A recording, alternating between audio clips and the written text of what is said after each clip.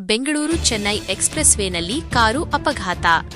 ಕೋಲಾರ ಜಿಲ್ಲೆ ಮಾಲೂರು ತಾಲೂಕಿನ ಚಿಕ್ಕಸಬ್ಬೇನಹಳ್ಳಿ ಬಳಿ ಎರಡು ಕಾರುಗಳ ನಡುವೆ ಮುಖಾಮುಖಿ ಡಿಕ್ಕಿ ಸಂಭವಿಸಿದೆ.